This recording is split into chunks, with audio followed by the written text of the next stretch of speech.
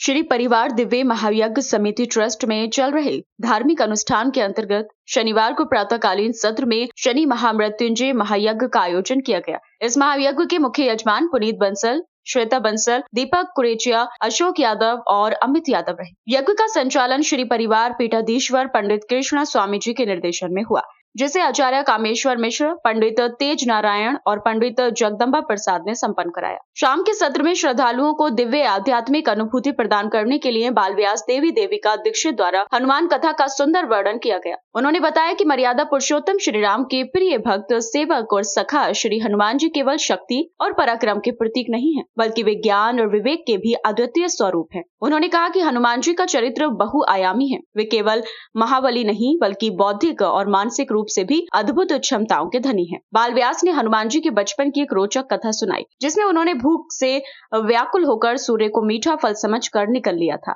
इस घटना से समूचे ब्रह्मांड में हड़कंप मच गया था और सूर्य ग्रहण का समय होने के कारण राहु ने इंद्रदेव से इसकी शिकायत की। इंद्रदेव ने जब देखा कि हनुमान सूर्य को अपने मुख में रखकर खेल रहे हैं, तो उन्होंने क्रोधित होकर उन पर वज्र का प्रहार किया। इससे हनुमान जी मूर्छित हो गए और धरती पर गिर पड़े। हनुमान जी के गिरते ही उनके पिता पवनदेव ने क्रोध में आकर समस्त वायु प्रवाह को रोक दिया, जिससे समस्त प्राणियों का जीवन संकट में आ गया। सभी देवता भगवान ब्रह्मा के पास पहुंचे और उनसे समाधान की याचना की। तत्पश्चात सभी देवताओं ने मिलकर हनुमान जी को बल, बुद्धि और चिरंजीवी होने का आशीर्वाद दिया, जिससे वे पुनः चेतना में आए और संसार में जीवन चक्र सामान्य हुआ। हनुमान जी के इन्हीं गुणों की महिमा का बखान करते हुए देवी देविका दीक्षित ने कहा कि हनुमान जी केवल बलशाली योद्धा नहीं, बल्कि सद्गुणों, सेवा, समर्पण, विवेक और नेतृत्व के आदर्श प्रतीक भी हैं।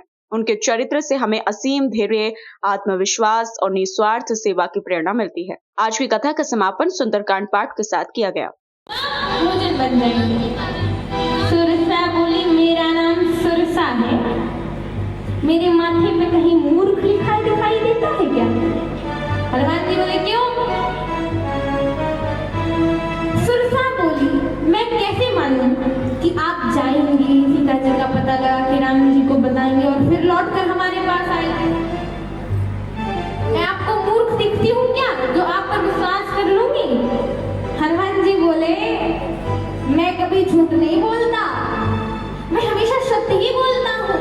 आप मेरा विश्वास मानिए, मैं आऊंगा और आपका भोजन बन जाऊंगा। तो जैसा हमारा स्वागत हुआ था, ऐसे ही इनका भी सम्मान होने वाला है। तो देवताओं ने सोचा, हाँ जाइए हनुमान जी, जैसा हमारा सम्मान किया गया था, वैसे ही आपका भी होगा।